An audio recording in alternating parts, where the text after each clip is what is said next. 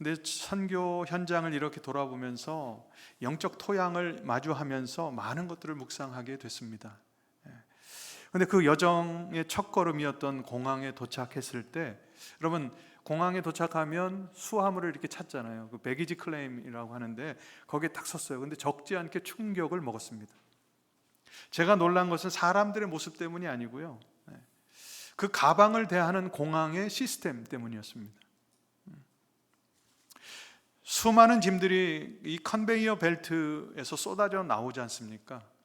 근데 제가 지금껏 가본 공항들은 막 집어 던지고 비행기에서 이렇게 보니까 막 집어 던지고 막 그렇죠. 그런데 일본은 달랐어요. 제가 맨 뒷자리에 앉았거든요. 맨 뒷자리에서 그 컨베이어 벨트로 가방이요 하나씩 옮겨져요. 던지지도 않아요. 근데 더 놀라운 건 배기지 클레임 앞에 딱 섰는데 엄청난 충격을 받았습니다. 마치 두부모를 썰어놓은 것처럼 일정한 간격에 두고요, 그 가방이요 또 손님들이 손잡이를 잡기 쉽게 그 방향으로. 제가 또 동영상을 하나 이렇게 찾아보았는데 미리 직원들이요 그 손잡이를 닦아준대요. 상상이 안 가시죠? 그렇게 해서 받는 사람들 입장에서 철저하게 깨끗하게 그리고 질서 정연하게 이렇게 나오는 거예요. 제가 깜짝 놀랐어요. 진짜 무슨 군대에 군인들이 이렇게 서 있는 것처럼 딱딱 정돈되어 있는 거 있죠. 마치 주인을 배려하듯이요 짐을 찾는 사람들에게 조용한 질서가 마치 다가오는 것처럼 쫙 다가오는 거예요. 단순한 기계적인 처리를 넘어서요 짐을 기다리는 사람들을 향한 세심한 다정함이 거기에 묻어져 있더라고요. 또 놀라운 것은 저희는 한일전 하면 막 그냥 쌍불을 켜고 우리가 꼭 이겨야 된다고, 그렇죠? 이번에 야구를 또 보는데 보지는 못했지만요 막 얼마나 막 간담이 서리던지. 근데 결국은 졌어요. 그래도 이제 8강까지 올라갔는데, 여러분 이 일본에 대한 우리가 안 좋은 이미지가 저는 많았거든요, 솔직하게. 그래서 중국하고 일본은 많이 안 갔던 것 같아요. 가려고 하지 않았던 것 같아요. 뭐 그런 나쁜 이미지가 아니고 그냥 그런 기회들이 좀 적었던 것 같아요. 어쨌든 이번에 가서 신선한 충격을 받았는데, 또 다른 충격은 공항 밖에서 제가 경험했습니다. 막 이리저리 막 골목을 다녔고요, 또 큰 도로도 달렸는데 제가 거짓말 안 하고요, 월요일 날부터 목요일까지 비행기를 탈 때까지, 내려서 탈 때까지 자동차 경적 소리를 한 번도 듣지 못했습니다. 막 골목 다녔거든요. 저희가 머무는 숙소가 골목에 있었기 때문에. 그런데도 여러분 차가 막혔는데도 한 사람도 클락션 이 경적을 울리지 않아요. 참 이렇게 겉으로 보면요 정돈된 질서, 또 타인을 향한 배려, 다정함이 있었어요. 뭐 그 속마음은 어떻든지 간에 제가 경험한 첫 인상은 그거였습니다. 그러면서 저에게 강한 질문이 던져졌습니다. 그래서 오늘 말씀의 제목을 첫인상이라고 제가 정했어요. 하나님 나라의 백성들의 첫인상은, 세상에 비춰지는 저와 여러분들의 모습은 어떨까? 저와 여러분들을 바라보는 세상의 시선, 그들에게 비춰진 우리의 모습은 어떨까? 이런 고민을 하지 않을 수 없더라고요. 하나님 나라를 살아가는 우리 등대교회 성도님들의 삶은 세상 사람들에게 어떤 모습으로 다가갔는가? 저는 여러분들에게 어떤 첫인상을 주었고 여러분들은 저에게 어떤 첫인상을 주었을까? 거기에서 멈춰서는 안 되고요, 우리가 어떻게 세상을 향해 어떠한 첫인상의 모습을 보여줬는가? 오늘 본문에서 사도 바울은 이 첫인상에 대해서 놀라운 그리고 영광스러운 비유를 통해서 우리에게 말씀해 주고 있어요. 여러분 14절과 15절을 우리가 읽었습니다. 거기에 보면 중요한 단어 두 단어가 나와요. 하나는 냄새, 하나는 향기라는 단어가 연이어서 나오죠. 그런데 헬라어 원문을 자세히 들여다보면요, 우리 보기에는 냄새나 향기나 같을 것 같은데 원문에서는 달라요. 14절 그리스도를 아는 냄새라고 할 때 쓰인 이 단어는 오스메입니다. 오스메. 세상을 향해 퍼져나가는 첫인상의 냄새예요. 이것은요, 나쁘든지 좋든지 그냥 자연스럽게 사방으로 흩어져가는 일반적인 냄새와 같은 것이죠. 즉 저와 여러분들이 우리의 모습 속에서 좋든 싫든 다른 사람들에게 비춰지는 냄새, 다른 사람들에게 퍼져가는 냄새라는 것입니다. 즉 그리스도를 아는 지혜, 즉 복음의 진리가 우리를 통해서 세상으로 퍼져나가면서 남기는 첫인상이라는 것이죠. 그런데 15절에서 바울은 우리는 하나님 앞에서 그리스도의 향기다라고 선언하고 있습니다. 에우오디아라고 하는 헬라어 단어예요. 이거는 무엇을 의미하냐?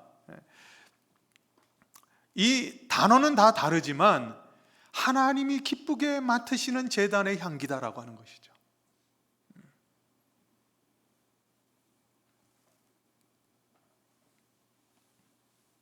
근데 이 단어는요, 구약 성경에 이렇게만 쓰였어요. 어떻게 쓰였느냐?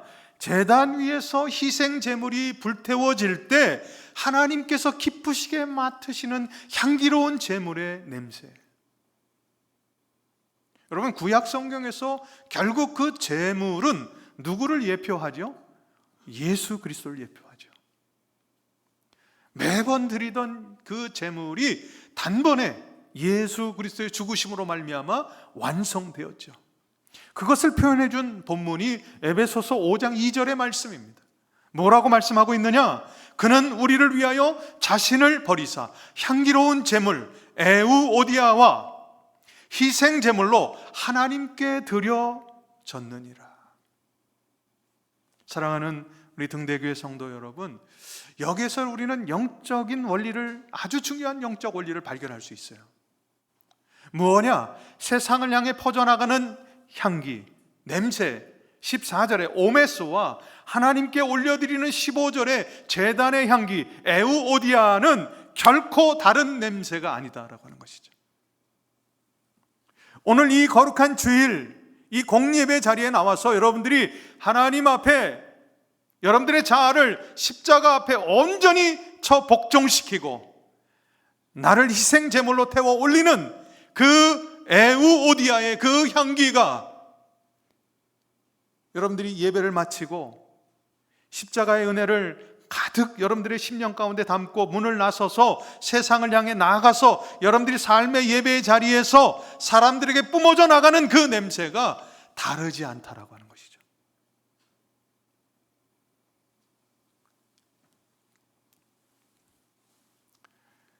여러분, 강력한 생명의 첫 인상이 되는 거예요.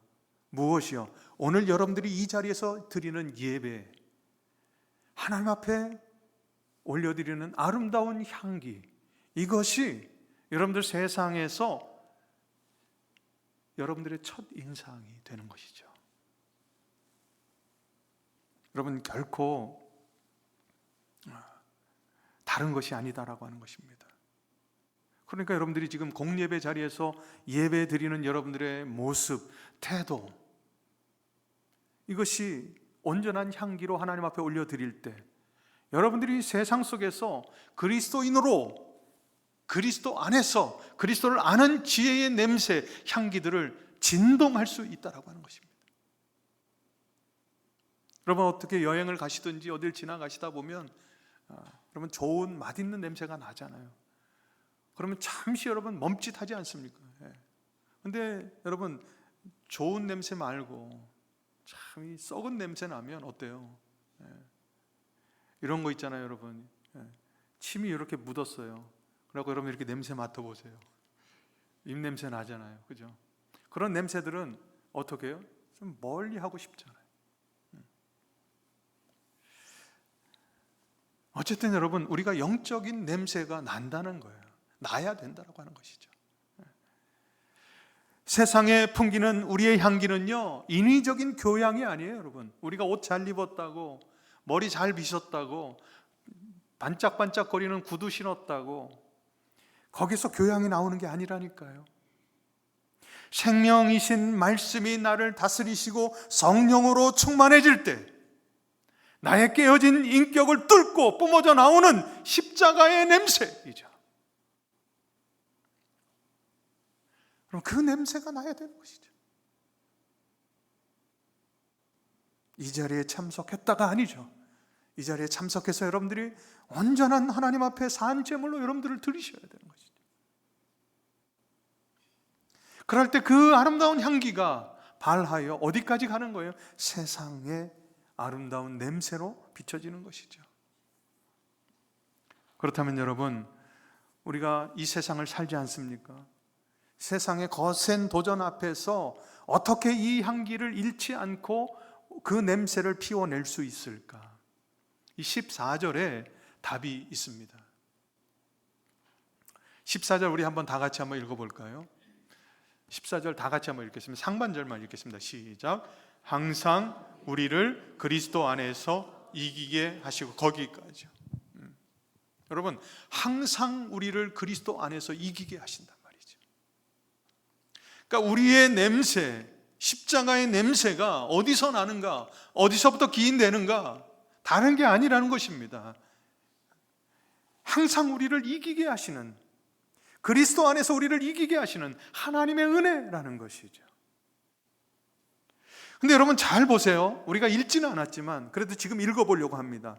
우리 한번 여러분들 고린도후서 2장을 펼치시고 12절, 13절을 한번 읽어보십시다요.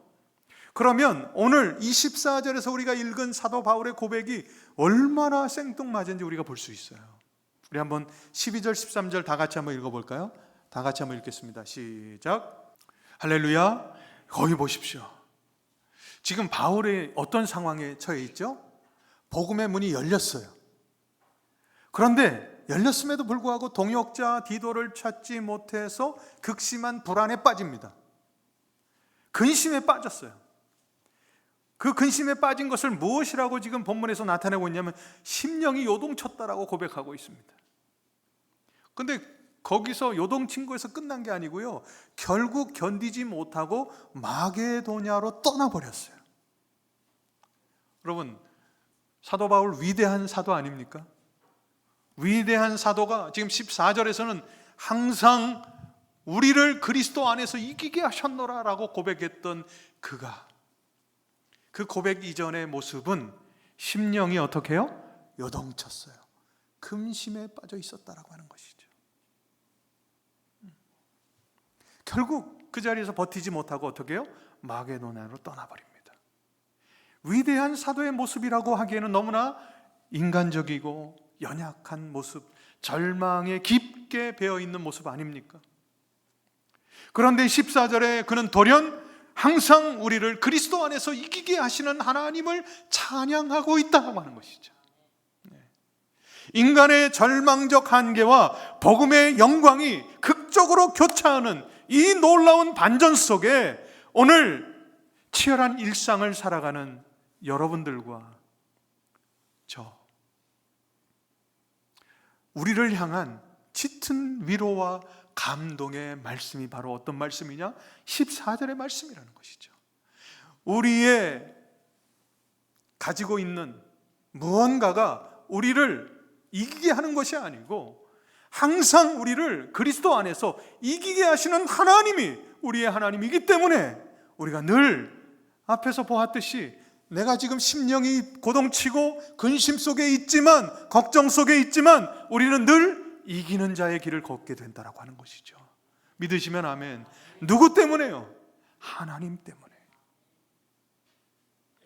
우리는 그 역설, 그 반전 속에 우리가 살아가고 있는 것이죠. 성도의 승리는 우리의 평안한 감정이나 완벽한 환경이나 뛰어난 능력에서 비롯되지 않는다라고 하는 것입니다. 이기게 하시는 하나님 때문에 우리가 이긴다라고 하는 것이죠. 여러분, 여기에서 이기게 하시고라고 하는 이 단어의 의미는 무엇인가? 로마의 승리한 장군이 수도 로마로 입성할 때 벌어지는 화려한 개선 행렬을 이끈다라고 하는 뜻입니다. 그런데 여러분, 이 화려한 개선 행렬을 완벽하게 이끄신 분이 누구예요? 바로 우리 주 예수 그리스도이시라는 것이죠. 믿으시면 아멘. 골로새서 2장 15절 말씀에 가보면 이 행렬의 실체가 무엇인지를 명확하게 밝혀주고 있어요. 통치자들과 권세자들을 무력화하여 드러내어 구경거리로 삼으시고 십자가로 그들을 이기셨느니라. 할렐루야. 예수님은 십자가에서 가장 무기력하게 죽으신 것 같지만 사실은요, 죄와 사망의 권세를 완전히 깨뜨리시고 우주적인 개선 행렬을 이끄신 위대한 승리자이십니다. 할렐루야. 그분을 통하여 우리가 날마다 이기는 거예요. 때로는 넘어지고 때로는 힘들고 어렵지만 그 상황 속에서 우리를 붙들고 계시고 우리를 이끌어 가시는 그 예수 그리스도 때문에 우리가 그 개선 행렬에 어떻게 참여할 수 있는 존재가 되었습니까? 한때는 우리가 하나님을 대적하던 자 아니었습니까? 그 십자가의 압도적인 은혜에 굴복하여서 기꺼이 이 개선 행렬에 끌려가는, 어쩌면 저와 여러분들은 사랑의 포로가 아니겠습니까? 하나님의 사랑 때문에, 하나님의 은혜 때문에 그 개선 행렬, 그 위대한 승리자이신 예수 그리스도, 그분이 이끄시는 그 개선 행렬에 우리가 사랑의 포로가 되어 끌려가는 것 아니겠습니까? 나는 완전한 패배가, 나의 완전한 패배가 곧 나의 영원한 구원이 된 영광스러운 역설이 바로 이 모습이라는 것입니다. 우리가 때로는 현실의 무게에 눌려서 낭망하고요, 바울처럼 심령이 요동칠지라도 저와 여러분들을 붙들고 이 행렬을 이끄시는 분이 전능하신 하나님이시기 때문에 결국 저와 여러분들은, 우리 등대교회는 이기게 되는 줄 믿습니다. 그 승리에 참여하는 저와 여러분들 될 수 있길 주님의 이름으로 축원합니다. 우리의 연약함조차도요, 하나님의 구원 역사를 막을 수 없다라고 하는 이 절대적인 주권과 은혜가 바로 우리의 승리의 확신이라는 것이죠. 저와 여러분들이 무언가 가지고 있고 뭔가 자랑거리가 있고 내가 해놓은 것이 있어서 아니라는 거예요. 바로 우리 주 예수 그리스도, 그분이 이미 승리해 놓으셨기 때문에 이 확정된 승리가 우리를 승리로 이끌어간단 말이죠. 이 확정된 승리의 행렬 속에서 우리는 세상의 반응에 흔들리지 않는 굳건한 정체성을 가지게 된다라고 하는 것입니다. 여러분, 15절 우리 한 번만 더 읽어보실까요? 15절 한 번 더 읽겠습니다. 시작. 우리는 구원받는 자들에게나 망하는 자들에게나 하나님 앞에서 그리스도의 향기니. 할렐루야. 아멘. 여러분, 여기에서 말씀하는 것이 무엇이에요? 여러분, 저와 여러분들의 향기가 비춰질 때, 향기가 뿜어져 나갈 때 우리를 환영하는 사람들이 있어요. 더러는 우리를 조롱하는 사람들도 있을 것입니다. 그러나 중요한 건 무엇이죠? 우리를 환영하든 환영하지 않든 성도라고 하는 우리의 가치는 변하지 않는다. 여러분들이 잘나서도 아니고, 여러분들이 무언가를 많이 가져서도 아니고, 여러분들이 무언가 없어서도 아니고, 누리지 못해서도 아니고요, 우리에게 조건이 있는 게 아니고 이미 하나님께서 우리를 가장 기뻐하시는, 가장 영광스러운 예수 그리스도의 냄새를 우리에게 품어주셨기 때문에 우리가 그 은혜로 말미암아 그렇게 그리스도의 향기가 되어 믿는 사람들 사이에서 서로 화합하고 서로 섬기고 하나 될 수 있고, 믿지 않는 자들 가운데서 아름다운 향기 되어 그들을 생명을 살려낼 수 있는 그 자리에 서게 된다라고 하는 것이죠. 그런데 여러분, 이 복음의 영광은 결코 가볍지 않아요. 그러니까 지금 여러분들이 지금 삶의 자리에서 이 뿜어내는 이 복음의 냄새 있지 않습니까? 이것이 결코 가볍지 않다라고 하는 거예요. 무슨 말이냐? 누군가에게는 여러분들을 통해서, 여러분들이 지금 발하는, 뿜어내는 향기를 통해서 누군가는 생명이 살아날 거예요. 근데 어떤 사람들은 여러분들이 지금 뿜어내는 향기를 통해서 그들은 죽어갈 수도 있다라고 하는 것 여러분 기억하셔야 돼요. 여러분들의 말과 행동과 표정 때문에, 언행 심사 때문에 어떤 사람들은 생명이 활활 살아나고요, 어떤 사람들은 죽어간다.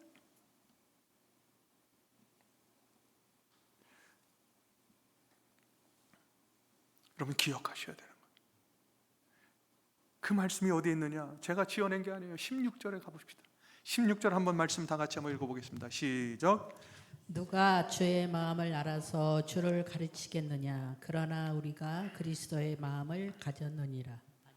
16절이요. 네. 이 사람에게는 시작. 이 사람에게는 사망으로부터 사망에 이르는 냄새요, 저 사람에게는 생명으로부터 생명에 이르는 냄새라. 누가 이 일을 감당하리요? 예. 할렐루야. 여러분들에게는 어떤 냄새가 나시냐 말이죠.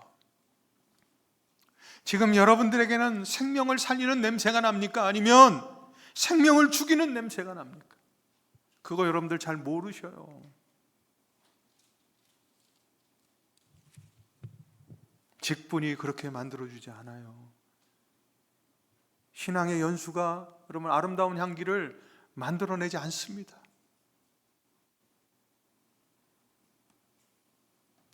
철저하게 말씀의 본질 앞에 엎드려야 돼요.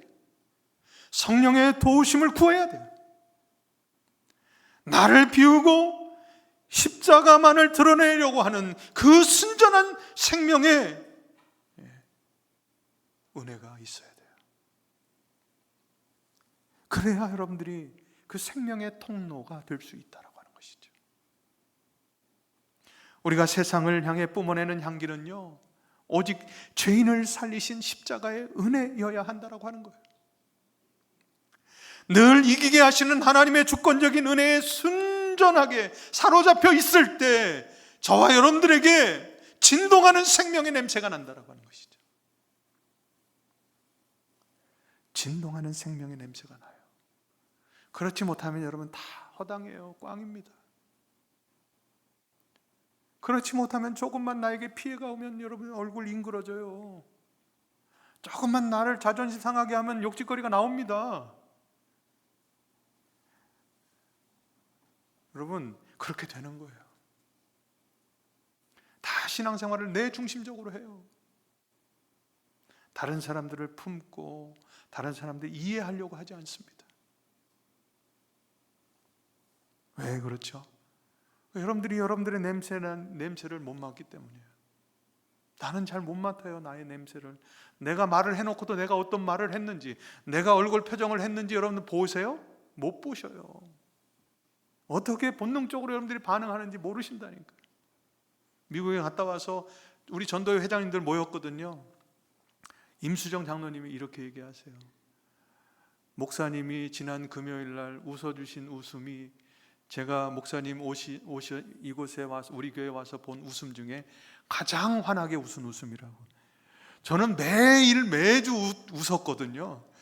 기쁨으로 다가갔거든요. 그런데 그 앞에 거는 다 짜가였다는 거죠. 그날이 진짜였다는 거예요. 여러분 다 자기 못 본다니까요. 여러분들이 어떻게 표정 짓고 어떻게 행동하는지 어떻게 말하는지 여러분 말하고도 뜨끔할 때가 있지 않아요? 네.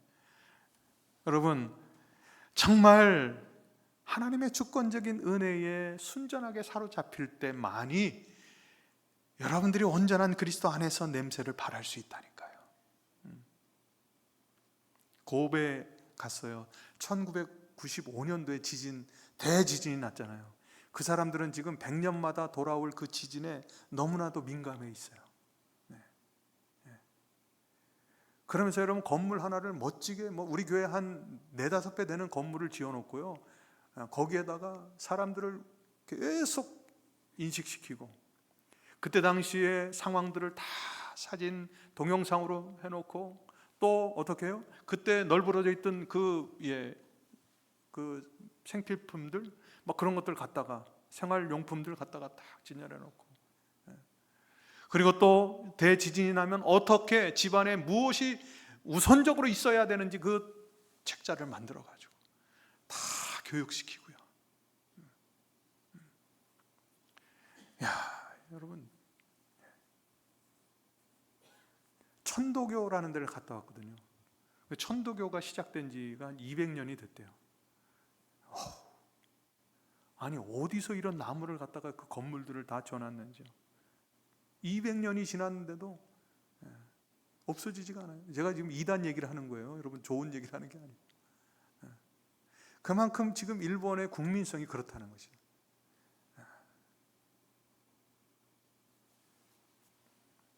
여러분, 저와 여러분들이 그냥 이 자리에 나와서 앉아서 예배 한번 드리는 것만으로 여러분, 그거 오산이라는 걸 말씀드리는 거예요.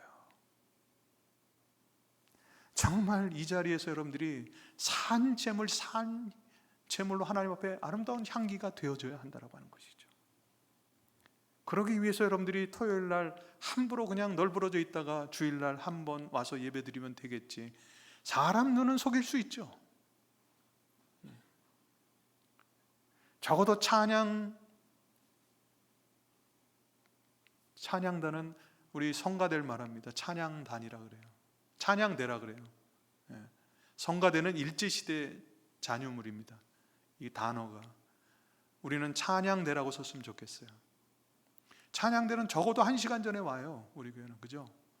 다른 교회는 뭐 어쩔지 몰라도. 찬양단은, 찬양팀은 30분 전에는 와야죠. 그죠? 그렇죠? 안내팀도 30분 전에 오는데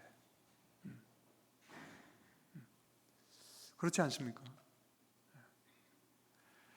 여러분, 이 예배가 여러분 어떻게 희석되고 있습니까? 이 예배가 여러분 어떻게 타협되고 있어요? 정말 중요하다라고 하는 것이죠.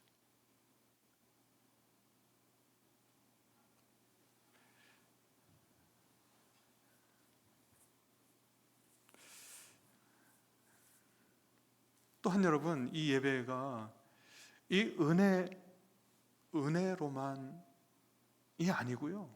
여러분, 교회 안에는 질서가 있어야 돼요. 질서가 있어야 돼요. 다정함이 있어야 돼요. 기쁨이 있어야 돼요. 여러분, 스바 여왕 아시죠? 솔로몬을 찾아왔던, 그죠? 그게 열왕기상 10장에 있습니다. 4절 5절. 근데 여러분, 솔로몬의 지혜의 말을 듣기 전에 그가 어디서 감동했는가? 여러분, 댁에 가셔서 말씀을 한번 읽어보십시오. 그 스바 여왕이 식탁에 차려진 음식을 보고 신하들의 질서 정연한 모습을 보고 성전에 올라가는 그 계단을 보고 크게 감동되었다라고 말하고 있어요. 그러니까 영적 질서가 잡혀 있어야 되는 것이죠, 교회 안에. 내가 하고 싶다고 다 하는 게 아니고요. 교회 안에 영적 질서가 잡혀야죠.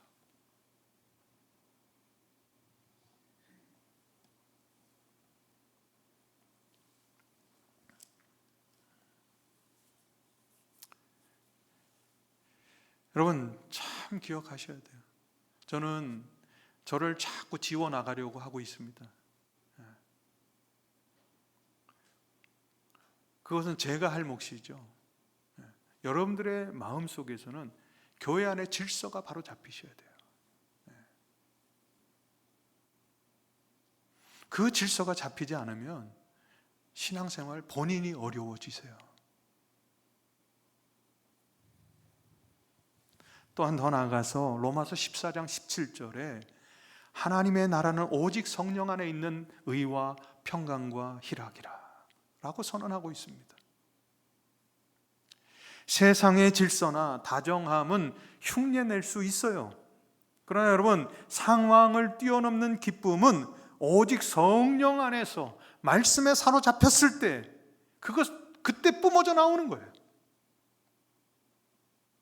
그것이 하늘의 냄새, 하늘의 향기, 그것이 하나님 나라의 첫인상이죠. 등대 교회의 첫인상이 되어져야 하는 것이죠.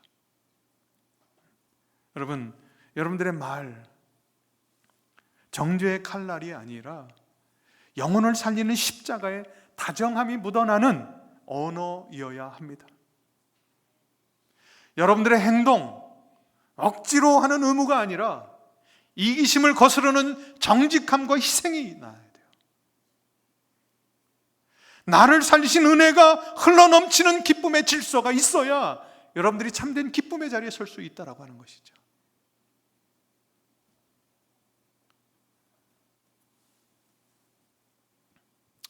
예, 저와 여러분들의 표정, 잘 풀릴 때만이 아니라 늘 이기게 하시는 하나님을 확신하기에 고난 속에서도 결코 빼앗기지 않는 평안의 자리로 우리가 나아갈 수 있는 그 기쁨의 표정들이 나와야 된다고 하는 것이죠. 이제 말씀을 마치면서 여러분들께 질문을 던집니다. 여러분들은 어떤 향기이십니까? 여러분들은 어떤 향기이십니까? 복음은요, 여러분 이 성경책 속에 갇혀져 있지 않습니다. 여러분, 세상 사람들이 성경책 읽겠습니까? 안 읽죠. 근데 누구를 통해서 읽어요? 여러분들을 통해서 매일 읽는 거예요. 여러분들을 통해서, 세상은 여러분들을 통해서 이 성경책 속에 나타난 그 예수 그리스도, 그 하나님을 읽는 거예요. 그런데 여러분들이 잘못된 기준점이 되고 질서 없는 신앙생활을 해나가면 여러분, 세상이 무엇라고 이야기하겠습니까?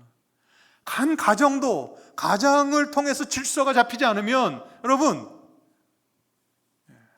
뭐라고 말할지 다 아시지 않습니까?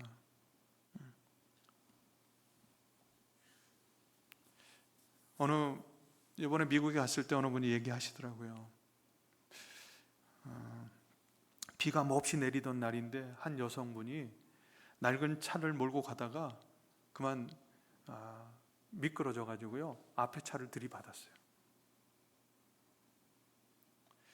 이 여인이 이젠 끝났구나, 엄청난 배상이 요구되겠지. 왜냐하면 앞에 차는 럭셔리 차였거든요.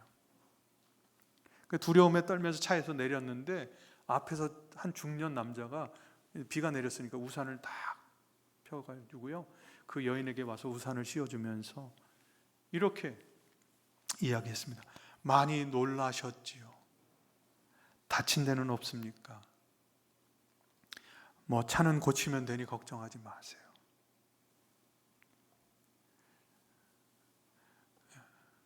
우리는 와서 쾅 부딪히면 아이고 목이야 그러고 내려가지고 이영근 권사님한테 막 전화해가지고 보험회사 막 부르고 그러지. 그럴 것 같은데 이분은 그렇지 않았다는 것이죠. 그래서 이 여인이 물었대요. 아니 어떻게 이 상황 속에서 그런 이야기를 먼저 하실 수 있어요? 그랬더니 제가 예수 믿는 사람이거든요. 저도 이 얘기를 듣고 이해가 안 됐어요. 저도 텍사스에서 2번, 저희 미국에서 한 3-4번 교통사고를 당했는데 프레임이 찌그러질 정도니까 엄청나게 와서 고속도로에 박은 거잖아요. 저희 아내가 그것 때문에 이제 잠을 이렇게 높은 비계를 못 펴는데 그때 눈이 제가 이만해져 갖고 그 시빅이라는 차가 있어요. 예전에 포니 기억하시면 되겠습니다. 그 일본 차인데요. 1997년도인가 그걸 먹고 고속도로 달려가 가지고 막 눈을 어떤 사람이 그랬던 제 모습을 떠올리면서 이 얘기를 듣는데 이게 현실인가 싶더라고요. 근데 진짜 있었던 이야기입니다. 내가 예수님께 받은 은혜가 너무 커서 이 차가 뭐라고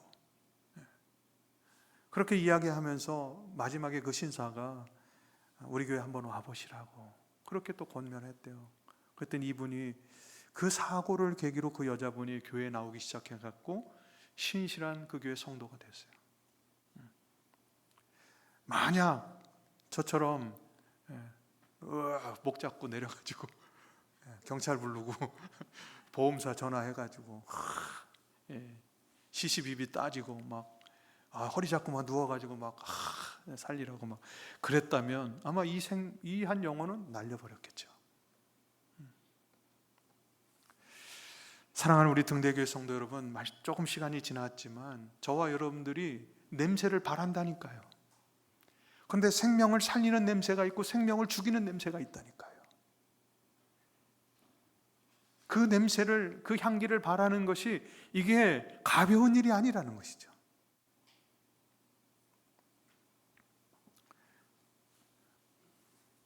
여러분, 이 한 주간 여러분 세상을 향해서 복음의 첫인상을 여러분들이 참 아름답게 비춰낼 수 있길 주님의 이름으로 축원합니다.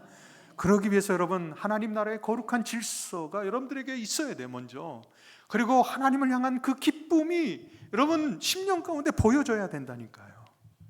그래야 여러분들 따뜻한 말 한마디, 질서 있는 행동, 빼앗기지 않는 그 기쁨의 표현들이 자연스럽게 묻어나오는 것 아니겠습니까?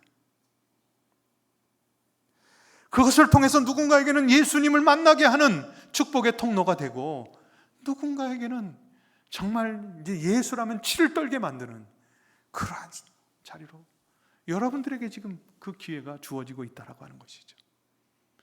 근데 정말 중요한 것은 그것이 우리의 힘으로 능으로 되지 않는다라고 하는 게, 여러분 이것이 얼마나 굿 뉴스인지 몰라요. 저와 여러분들이 하나님의 은혜와 예수 그리스도의 사랑 안에 우리가 온전히 잠겨 있다면 자연스럽게 나온다는 거죠. 이게 은혜예요, 이게. 그러니까 여러분들이 이번 이 한 예배를 얼마나 우리가 중요하게 여겨야 하는지, 지난번에도 말씀드렸지만 저는 매번 마지막 설교라고 생각하고 저는 말씀을 전합니다.